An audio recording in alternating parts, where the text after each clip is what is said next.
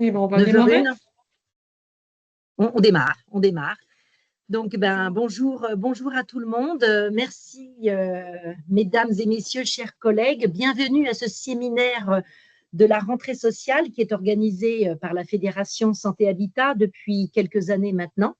C'est un plaisir de vous retrouver, même virtuellement, pour cette matinée d'échange et de réflexion sur des sujets d'actualité qui marquent notre secteur. Aujourd'hui, nous avons l'opportunité de nous réunir pour aborder des thématiques fondamentales pour notre secteur médico-social, mais aussi pour l'ensemble des structures qui œuvrent à l'accompagnement des personnes en situation de vulnérabilité. Au fil de cette matinée, nous aurons des intervenants de grande qualité et je tiens à remercier chaleureusement nos intervenants pour leur présence et leur expertise. Nous commencerons tout d'abord par une présentation des actualités administratives et de l'instruction budgétaire. Monsieur Ghazi Zaoui, que je salue, de la Direction générale de la cohésion sociale, nous éclairera sur les récentes évolutions, notamment le transfert du pilotage national des ACT qui est prévu pour 2026. Ce sera l'occasion de mieux comprendre les impacts sur notre secteur et les enjeux à anticiper. Nous comptons sur vous pour réunir les informations qui vous concernent sur les territoires pour analyser les différents rapports d'activité, à savoir les rapports d'activité des ACT, des DIELT Soins Santé et des LAM.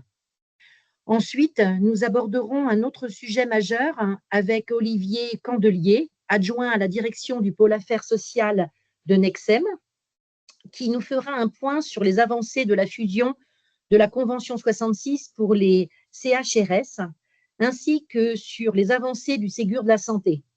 Ces transformations sont essentielles pour le futur et pour les conditions de travail des équipes.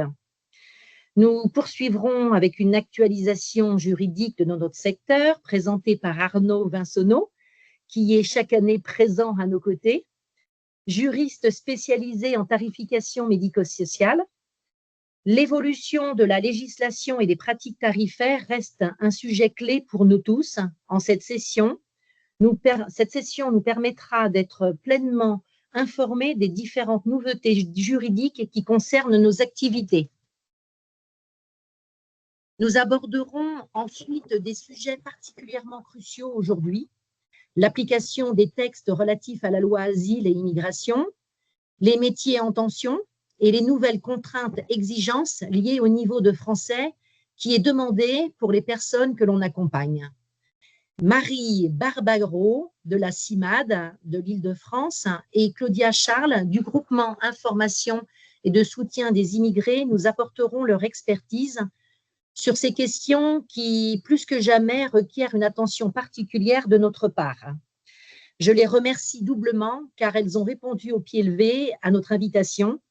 Elle remplace aujourd'hui Maître Afida Abdali qui est indisponible. Enfin, cette matinée se conclura par un tour d'horizon des actualités de la Fédération. Nous commencerons par un bilan des actions menées en 2025. Sandra Bazizane, chargée de mission à la Fédération, nous présentera les prochaines formations. Avant l'arrivée de notre nouveau catalogue, celui-ci sera beaucoup plus complet, le catalogue de formation qui sera très bientôt disponible en ligne. Bérangère Grisoni, notre déléguée régionale, nous informera des actions relatives aux coordinations régionales. Puis Corneille Matip et Sofiane Bouguera, tous deux représentants des personnes accompagnées et qui sont présents au conseil d'administration, nous en diront plus sur la journée nationale des personnes accompagnées. Enfin, nous évoquerons le colloque qui pour 2026, aura lieu à Brest, un événement majeur pour notre fédération qui s'annonce comme un véritable temps fort. Alors, avant de laisser la parole à nos intervenants, je tiens à vous remercier sincèrement pour votre présence. Je vois que vous êtes déjà très nombreux. Votre présence, mais aussi votre engagement. Ensemble, poursuivons notre travail collectif pour améliorer l'accompagnement des personnes que nous soutenons au quotidien. Alors, je vous souhaite à toutes et à tous un excellent séminaire de rentrée. Je laisse la parole à Monsieur Ghazi Zaoui.